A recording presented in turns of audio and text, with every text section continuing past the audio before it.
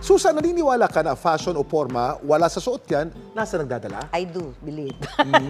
Oo, Kuya Kim. Ang mga formang yan, wala rin pinipiling edad. Basta carry mo dalhin at napapasaya ka at fulfills your heart, why not, di ba? Tama? Yan, dapat ikaw feel good, di ba? Yan ang aking kwentong dapat, alam mo. Kahit may edad na, hindi raw sila napag-iwanan ng panahon. Gen Z, kung manamit si Lolo Dada at si Lola Epifania naman, binabase sa mood ang kulay ng mga sinusuot. Sa henerasyon nila, tila may bagong kahulugan ang hashtag OOTD. Yan ang oldies outfit of the day.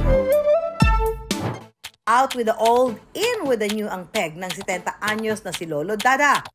Streetwear ang formahan, kaya higit siyang nakilala bilang si Lolo Drip o nag-uumapaw sa swag. Jeez! Ang mga apo ko, inikayat ako na magsuot kung pwede ko daw isuot na ganyan. Ngayon, nakumbinsi po nila ko, pangkabataan lang po ang magsuot ng mga ganyan. Baka subukan na sa aming edad, maganda rin tingnan po.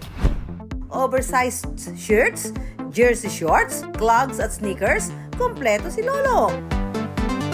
Sa aking palagay, bagay naman sa akin na nagustuhan. Medyo lalo akong pupursige na magsuot ng iba-ibang style ng damit. Appreciate nila po.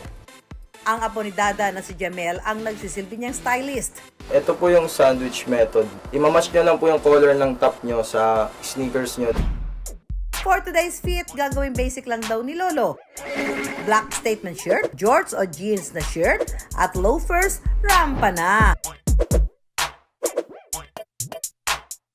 Kinukuha na rin si Lolo Dada ng ilang clothing brands para i-model ang kanilang mga damit.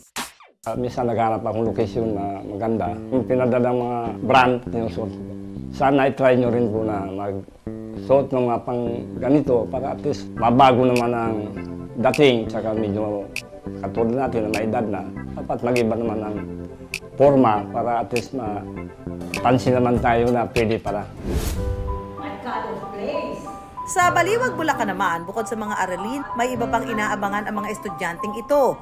Ang matchy-matchy outfits ng 82 anyos na si Professor Epifania. From head to toe, terno ang kulay ng kanyang mga suot. Mahirap lang kami. Pagka gusto ko ng damit, sasabihin ng ina, lumuha ka man ng bato, wala akong ibibigay sa'yo. Alam ko na haharap ako sa mga bata. Kailangan nakaayos ang pananamit ko kasi tayo ang huwaran ng mga bata. Mula sa damit, tsinelas at mga buloloy, pare-parehas ang kulay. Pero ang hindi mawawala sa kanyang outfit, ang bulaklak sa kanyang buhok. Kasi lover ako ng flowers. Pag nakakita ako ng bulaklak, masayang-masaya ako. Para ba akong ibon na lumilipad pagdaan ko dito sa aking pagpasok.